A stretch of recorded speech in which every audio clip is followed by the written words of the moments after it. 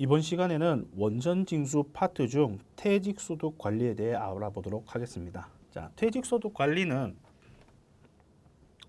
퇴사자의 퇴직금을 산정을 하고 그 퇴직금에 대해서 정상적으로 자료를 입력해서 원천징수를 신고하고 마지막으로 퇴직소득 원천징수 영수증을 통해서 1년치의 지급 명세서를 제출하는 곳입니다. 자, 퇴직소득 관리입니다.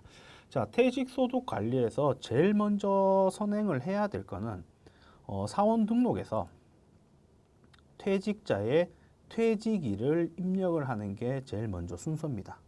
예, 그래서 이런 부분을 보면 되는데 예를 들어서 뭐 교재에도 나와 있지만 송아지 씨가 자 2021년 5월 30일에 퇴사했습니다. 자, 송아지 씨가 5월 30일에 퇴사했다면 제일 먼저 해야 되는 게 퇴사일인 2021년 5월 31일을 입력을 하고 5월 달 급여를 먼저 완료가 돼야 됩니다. 마지막 퇴사일의 급여를 정상적으로 입력을 하고부터 퇴직소득 관리에 대한 자료를 처리를 합니다. 자, 이렇게 정상적으로 모든 급여가 완료가 되고 나서 이 퇴직소득 관리를 통해서 퇴직금을 계산을 하는 겁니다. 자, 퇴직금을 우리가 계산을 할 때 순서로 봤었을 때 우리 세무사 사무실에서 거래처의 근로자가 퇴사했을 때 퇴직금을 계산해 주십시오. 근로기준법에 따라서 그럴 때는 당연히 급여자료 입력에 최종 근로일에 대한 급여를 입력하고 관련된 자료를 계산을 해야 되는 겁니다. 그런데 세무사 사무실에서 말고 회사 자체 내에서 퇴직금을 계산을 해서 신고해 주십시오라고 하는 경우도 발생되죠. 그러면 그 퇴직금은 퇴사 날짜 입력은 똑같지만 별도의 정확히 보면 마지막 급여를 입력해야지 반드시 뭐 이렇게 신고하는 건 아니죠. 자, 마지막 금액에서 퇴직금을 우리 세무사 사무실에서 퇴직금을 계산해 줘야 된다면 마지막 급여 자료까지 입력이 완료해서 퇴직금을 계산을 하겠지만 그게 아니고 회사, 거래처에서 기본적으로 퇴직금 금액을 알려주고 퇴직 날짜를 알려준다면은 퇴직금 계산 부분은 사용하지 않고 바로 퇴직소득 자료 입력에서 관련 자료를 금액을 입력을 하면 됩니다. 예, 그래서 이런 부분에 따라서 달라지는 부분이 있으니까 이 부분은 잘 보시면 될 것 같습니다. 자, 그러면은 우리가 지금 순서로서 퇴직금을 우리 세무사무실에서 계산을 해줘야 된다 라고 했었을 때의 순서대로 한번 볼게요. 사원 등록에서 기본적으로 송아지 씨가 퇴사입날을 입력을 하고 나서 퇴직금 계산을 클릭을 합니다. 지금은 다 입력이 다 돼 있는 상태지만 퇴직자가 발생됐었으면 이게 없다 치면 F2 검색을 눌러서 퇴직자를 클릭해서 퇴직 정보를 불러오면 됩니다. 여기에 송아지 씨를 더블 클릭하고 불러오면 되겠죠. 불러온 내역이 이렇게 돼 있습니다. 자, 퇴직금을 근로기준법상 계산을 해 주십시오라고 한다면 퇴직금이라는 건 그렇습니다. 임원이 아닌 이상 일반 근로자 같은 경우는 퇴직금을 적게 근로기준법상보다 적게 지급하면 문제가 생기겠죠. 그런데 근로기준법상 많이 지급을 한다면은 별도의 문제는 없습니다. 뭐 당연히 그럴 수밖에 없는 거겠죠. 그렇죠? 그래서 그런 부분이 있으니까 그 부분도 잘 확인을 하시고 이 부분은 퇴직금을 어떻게 산정을 하느냐라는 부분의 내역들이 있습니다. 퇴직금을 기본적으로 근로기준법상으로 설명을 드리자면 퇴직금은 1년치의 30일분의 급여가 퇴직금으로 쌓입니다. 그런데 30일분의 평균 임금, 여기서 보면 평균 임금의 30일분의 평균 임금을 얘기하거든요. 그런데 1년치 부분의 30일분을 계산할 때 왜 밑에 부분에서 3개월 부분의 내역들이 있는지. 자, 왜 3개월 부분이 있냐면은 평균 임금, 우리가 평균적으로 평균 임금이라는 거는 직전 3개월 동안의 임금의 평균을 얘기를 하는 거거든요. 평균 임금을 구하려면 직전 3개월의 급여가 평균임금을 구하는 방식입니다. 예. 그래서 이 부분을 구하는 방식이기 때문에 이렇게 직전 3개월 평균임금을 구하기 위해서 이렇게 직전 3개월이 나온다. 그러니까 당연히 우리가 퇴직금을 계산해 주려면 송아지 씨가 5월 달에 퇴사할 때 5월 마지막 급여가 입력이 돼 있어야 이 부분이 나올 수가 있겠죠. 그래서 퇴직금의 정상적인 산정을 할 수 있는 부분입니다. 예, 그렇게 이해를 하시면 될 것 같습니다. 자, 그러면 평균 임금을 어떻게 계산하냐, 뭐 이런 부분부터 보면 될 것 같은데요. 일단 기본적으로는 평균 임금을 기준으로 해서 이렇게 산정을 하는데 상단에 이런 부분들을 보시면 기본적으로 불러와지면 이 급여 자료 입력은 정상적으로 입력돼 있다면 자동적으로 나옵니다. 예, 기본적인 세팅에 의해서. 그런데 이 부분을 정상적으로 해갖고 자동으로 나오는 부분은 위에 있는 부분의 설정에 따라서 달라질 수 있어요. 그 말은 뭐냐면 우리가 말하는 급여 자료 입력에서 수당 등록이나 여부에 따라서 비과세나 과세가 달라지는 거와 비슷하게 달라질 수 있습니다. 한번 위에 부분 볼게요. 재계산 부분은 별도로 다시 재계산하는 부분이니까 뭐 확인 안 해도 될 것 같고 F6 수당 설정을 보도록 하겠습니다. 자, 이렇게 수당 설정을 보면 기본적으로 뭐 동그라미가 있고 뭐 X가 있고 이렇게 쭉 나옵니다. 여기에서 추가적으로 입력을 하려 해도 추가적으로 입력은 할 수가 없습니다. 이 추가적으로 입력을 하려면은 기본적으로 급여자료 입력에서 수당에 대해서 공제 등록이 돼 있어야지 여기에서 자동적으로 관련된 내역이 나타나는 겁니다. 예, 그래서 이 부분의 선택이라는 것은 평균 임금 계산을 할 때 포함할까요, 말까요? 급여 대장에 이런 상여나 이런 부분이 있는데 퇴직금 계산을 할 때 평균 임금을 계산할 때 그 항목들을 포함할까요, 말까요를 체킹하는 겁니다. 기본적으로는 다 포함이 돼 있어서 동그라미 돼 있습니다. 예, 돼 있죠. 이런 부분은 기본적으로 돼 있는 부분인데 뭐 아닌 부분, 왜냐하면 평균임금이라는 게 비과세까지 포함해서의 개념이기 때문에 여기에서 뭐 임의로 뺀다는 것은 사실상 잘못 계산되고 근로기준법 위반, 퇴직금이 이하가 될 수 있는 부분이기 때문에 사실상 이 부분에 있어서는 뭐 별도로 체크하거나 하면은 오류가 발생되고 정상적인 퇴직금 계산이 안 될 수 있으니까 이 부분은 뭐 이렇게 이런 부분이 있다라는 부분만 보시면 될 것 같고 여기에 옆에 연차라는 부분이 있습니다. 이 연차라는 부분은 연차 수당에 예를 들어서 연차를 동그라미 치면 이 연차 부분에 동그라미 쳤으면 연차 수당이라고 급여 대상에 지급된 것들은 연차 수당 쪽으로 반영이 된다는 뜻이에요. 그 말은 뭐냐면 보면 이렇게 연차 수당이 만약에 매월 급여에 반영되어 있다고 쳐요. 송아지 씨가. 여기에서 동그라미를 치고 재계산으로 불러와지면 여기에 보면 상여 부분에 50이 돼 있죠. 그런데 연차 수당이 있어서 동그라미 쳤다면은 여기에 별도의 연차 수당에 대한 금액이 여기에 나올 겁니다. 여기 예상퇴직금 계산 시기에 보면 산정 상여는 상여 플러스 연차 수당. 왜? 연차 수당 1년에 한 번 지급하는 거잖아요. 상여도 드문드문 지급하는 거잖아요. 그래서 상여나 연차 수당 같은 경우는 1년치의 지급 금액의 12분의 3만큼 계산해서 평균 임금에 더해집니다. 왜? 이거는 정기적인 부분이 아니니까 어떻게 보면. 그래서 연차 수당은 그런 부분이니까 여기에 지급 설정이 아니죠. 수당 설정에서 연차 수당 부분을 잘못 하게 돼버리면 이상한 수치가 나옵니다. 연차 수당 같은 경우는 12분의 3이라는 게 뭐냐면 일률적이지 않으니까 평균적은 12분의 3을 계산한다는 얘기예요. 그래서 상여 부분도 그런 식으로 계산을 하거든요. 평균 임금 산정을 할 때. 그러니까 연차 수당에 해당되는 항목이 있다면 수당 설정에서 연차 수당을 체크하면 여기에 연차 수당에 대한 금액이 나옵니다. 왜? 연차 수당이 한 번에 많이 지급되는데 여기에 평균으로 해갖고 지급하기에는 문제가 있죠. 왜? 평균 임금은 어쨌든 그렇게 산정하는 부분이 아니니까.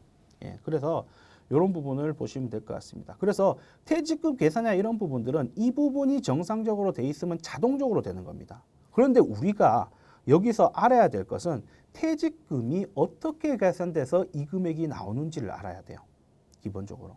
퇴직금이 어떻게 산정돼서 나오는 거냐면 평균 임금에 곱하기 365일분의 이 근무기간 2214일 곱하기 30일이겠죠. 어쨌든 평균 임금의 30일에 365분의 요 근무기간 이렇게 되면 이 금액이 나옵니다. 이 평균 임금은 여기에 있는 금액과 여기 있는 금액과 여기에 12분의 3만큼 한 금액이 더해져서 근로일수가 92죠. 여기 나와 있는 것처럼 92로 나눠서 이렇게 퇴직금이 계산된다는 게 나옵니다. 아까 제가 설명한 것처럼 급여대장에는 요 급여대장만 나오지만 상여대장을 클릭을 하시면 여기에 밑에 정확하게 근로기준법상에 이렇게 계산을 한다. 예, 평균임금을 만들어졌으면 평균임금에서 근무일수의 1년에 30이니까 30에 1년인 365일을 나눠서 하면 이렇게 2,300만 원의 퇴직금이 나오고 관련된 소득세는 이렇게 계산되고 하는 소득세나 이런 계산들은 우리가 퇴직소득에 대해서 이제 기본적인 사항이나 이런 부분 이제 교재를 보시면 되는데요. 산정 방식이나 이런 부분들이 좀 복잡하죠. 그런데 사실은 우리가 그걸 알고 적용하면 좋겠지만 기본적으로 세무사랑 프로에서는 퇴직금에 대한 계산은 뭐 이렇게 상당히 뭐 그렇게 복잡한 부분이 아니에요. 보기에는 복잡한데 뭐 이렇게 프로그램상 이렇게 계산 방식이 복잡한 게 아니기 때문에 저절로 계산됩니다. 그렇기 때문에 우리는 이 부분을 정확하게 입력한다면은 자동적으로 나머지 세금이나 이런 부분은 입력이 잘 되는 부분이고 뭐 이렇게 오류나 이런 부분이 안 생기니까 요 부분들을 잘 입력을 하셔갖고 해야 돼요. 이렇게 이 부분을 잘 입력하시려면은 기본적으로 어떻게 해서 퇴직금이 근로기준법상의 퇴직금이 나오는지 이 부분을 이해를 하신다면 나머지 부분에 있어서는 효과적으로 변동이 있어도 잘 대처를 할 수 있을 거예요. 예.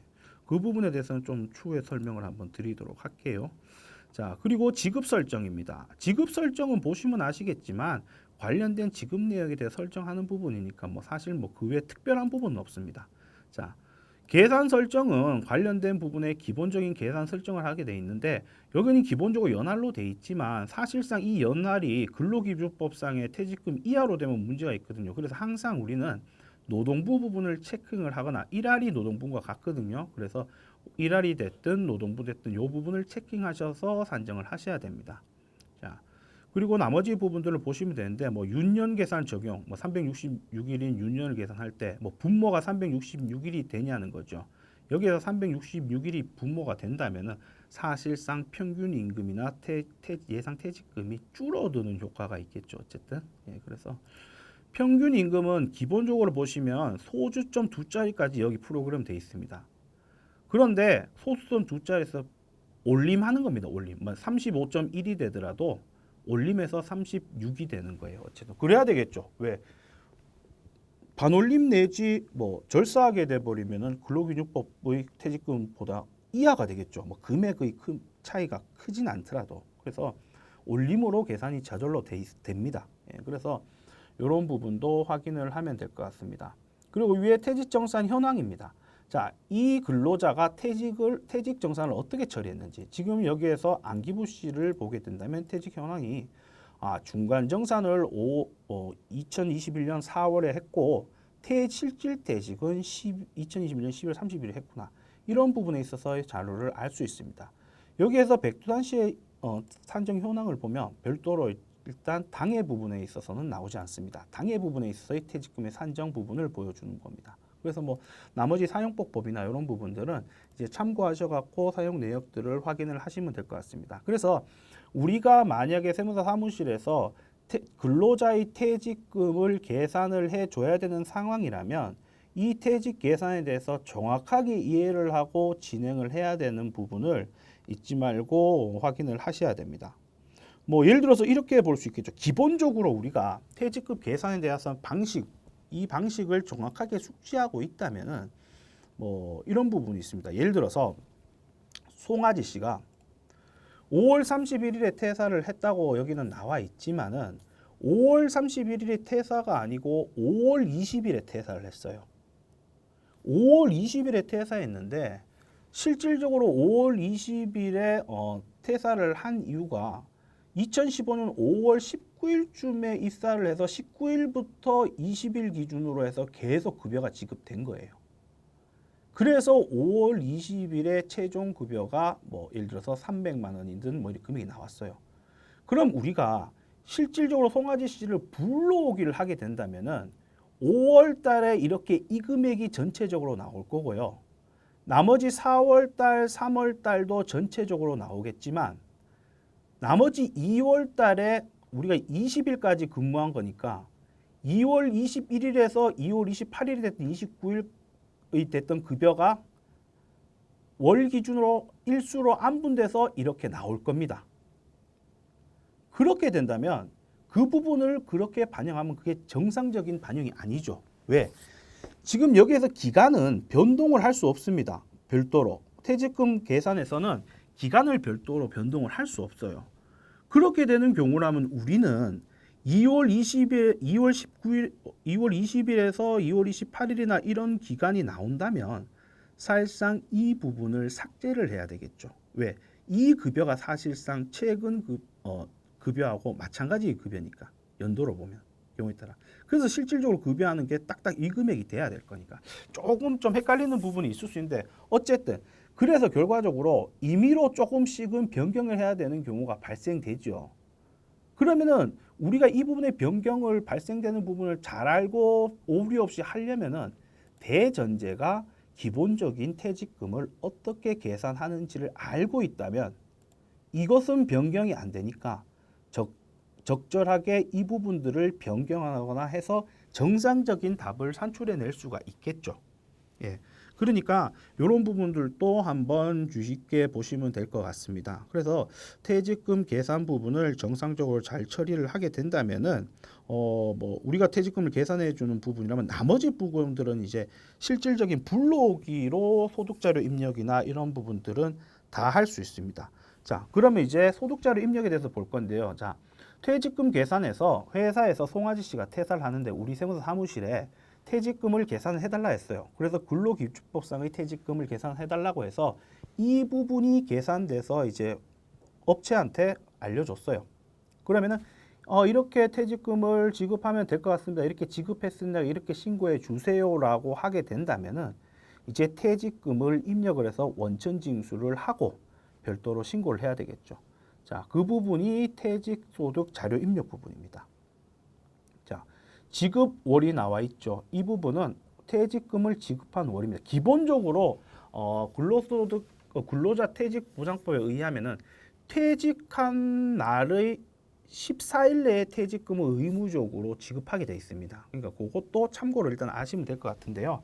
14일 내에 지급하게 돼 있어요. 그래서 지금 뭐 송아지 씨 같은 경우 5월 달에 퇴사했고 5월에 만약에 지급을 했다 치고 소득급은 일용직 근로자나 종교인 소득들도 퇴직금이 발생될 수 있습니다. 그런데 이제 일반적이지 않죠. 그래서 일단 근로소득자입니다. 근로소득을 통해서 사실상 여기서도 F2를 불러오면 송아지 씨를 클릭하게 되면 우리가 퇴직금 계산에 대한 자료를 불러오겠습니까? 라고 물어봅니다. 불러오겠다고 하게 된다면 지금처럼 입력되어 있는 자료가 정상적으로 불러와집니다. 이 자료는 퇴직금 계산에서 계산했기 때문에 된 거고 그게 아니고 예를 들어서 이때 당시에 뭐 안기부 씨 말고 뭐 송리산 씨라는 분이 계신데 퇴직을 했다. 그런데 회사에서 퇴직금의 급여를 알려줬다. 그렇게 된다면 관련된 자료를 여기서 바로 그냥 퇴직금이 뭐 2천만 원입니다. 그러면 이렇게 반영을 해야 됩니다. 그런데 여기에서는 퇴직금이나 기산일 부분을 정리를 해야 되겠죠. 이건 당연히 정리가 되겠죠. 왜냐하면 맨 처음에 사원등록에서는 퇴직금 계산 여부와 상관없이 사원등록에 제일 먼저 해야 되는 게 퇴직일이라고 돼 있으니까 이 퇴직일은 지급될 거니까 근데 퇴직일이 안 돼 있으니까 지금 오류가 뜨는 거거든요. 그래서 이 금액을 입력을 하고 진행을 하면 되는 겁니다. 그래서 일단은 우리가 기본적으로 퇴직금 계산에서 일단 송아지 씨는 불러와짐을 통해서 하게 되면 기본적인 퇴직 자료 부분이 자동적으로 불러와집니다.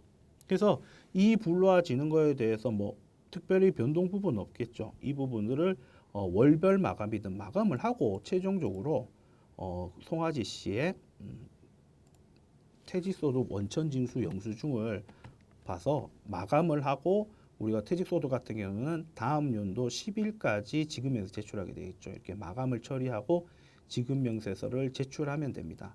이 금액에 관련돼서는 당연히 원천징수 이행신용 상황서의 5월분에 대해서 이 금액이 퇴직소득으로 반영이 되겠죠. 5월 달을 보면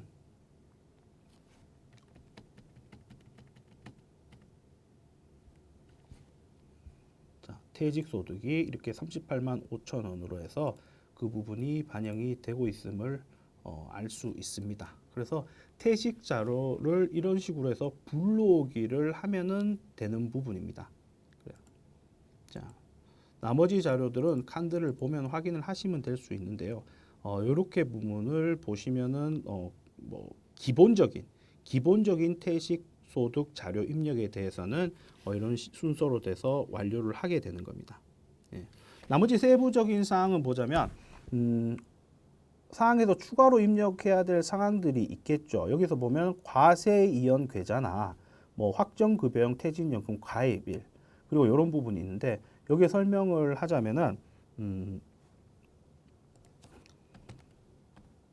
자, 안규규 씨가 마지막으로 퇴직을 했어요. 그래서 퇴직을 했었을 때 기본적으로 퇴직을 하면서 퇴직금을 삼성전자의 IRP 계좌 개인연금 저축으로 300만 원을 넣어달라. 이렇게 IRP 개인연금 계좌로 넣게 된다면은 과세가 이연이 됩니다. 그러니까 그런 자료들이 있다면은 여기에 이 금액을 입력을 해야 되는 겁니다. 별도로. 이 금액을 입력을 하게 되면 생각해보세요. IRP라는 게 개인연금 계좌인데 연금이 뭐예요? 나눠서 받는다는 개념이잖아요. 퇴직금이 이렇게 발생되는데 나는 이 금액을 연금으로 받겠다. 그럼 어떻게 돼요? 당연히 그 부분에 있어서는 과세 이연을 해줘야 되겠죠. 그래서 이 금액만큼은 과세 이연을 합니다. 이렇게 정상적으로 입력을 하게 된다면 나머지 세액이나 이런 부분은 과세 이연에 대한 내역들 이렇게 기납부세액이 아니고 이렇게 이연 퇴직 소득세에 대해서 빼고 이 금액이 납부할 수 있게끔 이렇게 나옵니다. 그러니까 이 부분만 입력을 하면은 기본적인 계산산식이나 이런 거는 저절로 입력이 되는 부분이니까 과세 이연도 한번 보시면 될 것 같고요. 확정급여형 퇴직연금 가입일도 해당 사항이 있으면 가입일을 입력하면 됩니다. 우리가 알겠지만 우리가 DB가 우리 확정급여형이잖아요.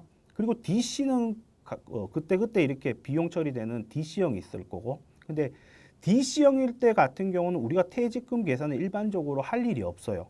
왜? 퇴직연금 사업자가 별도로 알아서 할 문제예요. DC형 같은 경우에는. 근데 DB형 같은 경우는 결과적으로는 우리가 퇴직급여를 계산을 하고 그 계산 자료를 연금 사업자한테 제출하고 필요 금액이나 이런 부분을 지급을 해서 마무리를 짓는 거거든요. 그렇기 때문에 DC형 같은 경우는 퇴직금 산정을 할 필요가 없지만 DB형이나 퇴직연금이 아니라 일반 퇴직금 제도로 관련돼서 하는 업체들 같은 경우에는 기본적으로 퇴직금 계산을 반드시 하게끔 되어 있습니다. 1년이 넘게 근무를 했다면 그리고 초단시간 근무자가 아니라면 어쨌든 간에 이렇게 퇴직금을 계산하게 되어 있습니다. 그래서 DB형 퇴직연금일 때는 가입일을 넣게 되어 있습니다. 그리고 2011년 12월 30일 퇴직금은 임원 퇴직금과 관련된 얘기인데요. 임원 퇴직금이 관련돼 있으면 이 기준으로 해서 퇴직금 산정 방식이 다르기 때문에 임원에 해당된다면 이때 당시에 퇴직금이 얼마인지를 입력하게 되어 있습니다. 자, 기본적으로 퇴직금 계산이라는 것은 우리 근로자의 퇴직금 계산을 해주는 거지 임원의 퇴직금 계산 방식은 달라요. 임원 같은 경우는 근로소득자 일반 같은 경우는 한도가 없지만 임원 같은 경우는 퇴직금에 대한 한도가 있습니다. 그런데 우리가 말하는 퇴직금 소득 관리에서는 한도나 이런 부분을 계산해 주진 않아요. 그렇기 때문에 한도는 임원에 대해서 해당되시면 개별적으로 한도를 계산해서 한도 초과한 것은 별도로 급여로 신고를 하고 초과되지 않는 부분에 대해서 이 금액을 수기로 입력하든가 이런 부분을 해야 돼요. 그러니까 임원에 대해서 해당 사항이 있다면은 이 부분도 잘 보셔갖고 오류가 없도록 하시면 될 것 같습니다. 그래서 퇴직조주 자료 입력의 기본적인 부분에 대해서는 확인을 드렸습니다. 자, 그러면은 우리가 퇴직소득 같은 경우 다른 소득도 마찬가지인데 당해 소득에 대해서는 소득이 합산을 하죠. 네, 합산을 합니다.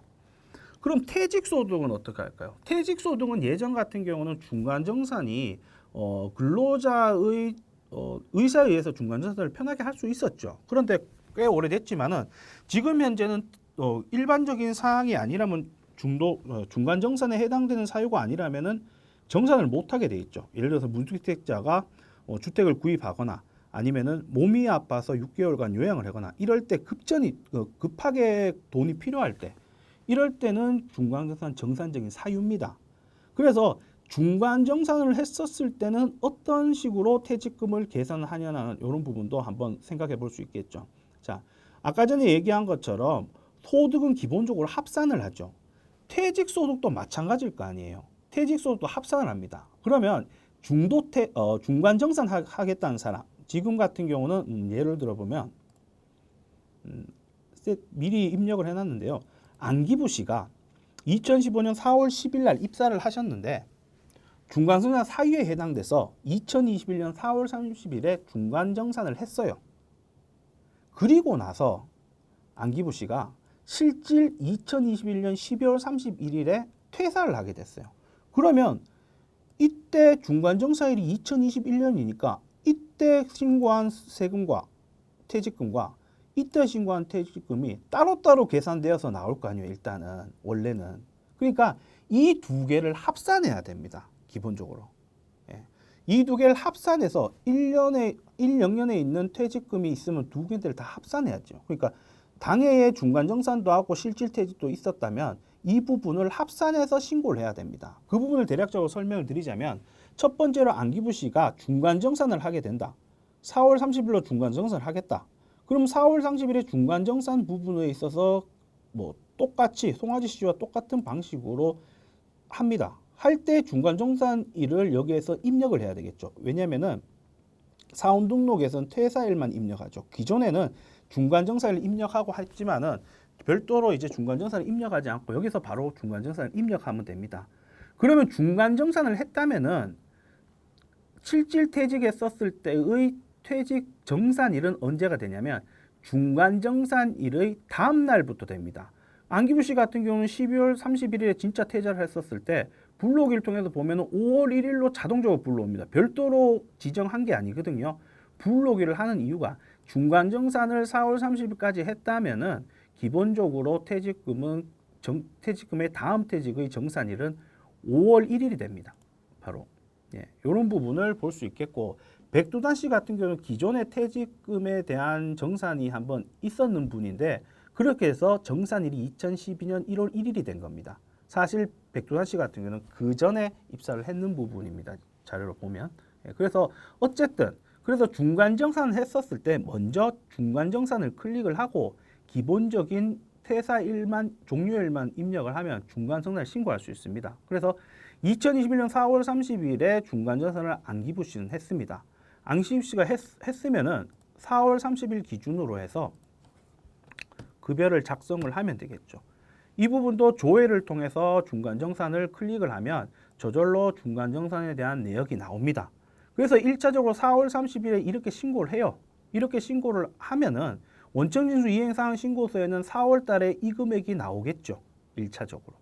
그리고 나서 안기부 씨가 다시 12월 30일 날 퇴사를 한대요. 그러면 당해에 두 번 퇴사가 있었는 거, 두 번 퇴직금 계산이 있었던 거니까 실질적으로 여기에서는 자동적으로 퇴사일자의 퇴사일을 12월 30일로 입력을 하고 불러오기를 한다면 자동적으로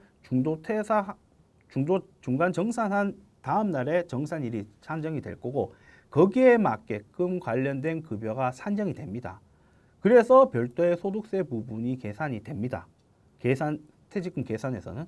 그래서 퇴직금 자료 입력해서 12월 달에 이분이 퇴사를 하시니까 12월 분에 1월로 하면 불러오기를 통해서 관련된 자료를 불러오면 관련된 자료가 이쪽 부분만 불러와집니다.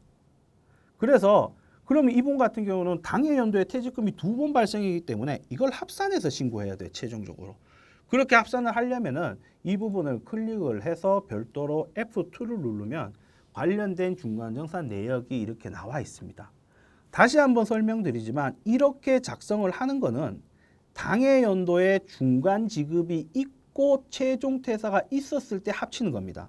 예를 들어서 2020년도에 중간 정산을 하고 나서 2021년에 실질 퇴사가 있었다. 그때 이 부분이 입력되는 게 아니에요. 왜? 100년 기준으로 합쳐야 되니까 퇴직소득도. 그러면 2020년도에 있는 소득은 합치면 안 되는 거죠, 당연히. 그렇죠? 대신에 기산일이 별도로 이렇게 별도의 기산일이 정해져 나오겠죠.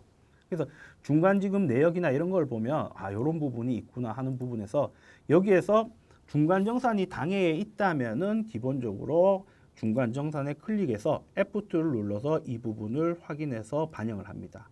그래서 이게 기존에 신고했었던 그 금액입니다. 그 금액 플러스 퇴직금 계산을 해서 최종적으로 이 금액이 합쳐졌을 때의 퇴직금 부분이 이렇게 자동적으로 계산되어져서 나옵니다. 그래서 이렇게 자동적으로 계산되어져서 나오면은 마무리하고 나서 원천징수 이해상황 신고서를 보면 자, 이렇게 퇴직소득에 대해서 29,600원이라는 이 금액이 자료 입력한 것과 동일시 되게끔 나오죠. 이 부분을 마무리하고 퇴직소득 원천징수 영수증을 마무리하면 되겠죠. 이렇게 마감을 다 하고 나서 퇴직자한테 퇴직소득 원천징수 영수증을 주면 되겠죠. 그죠?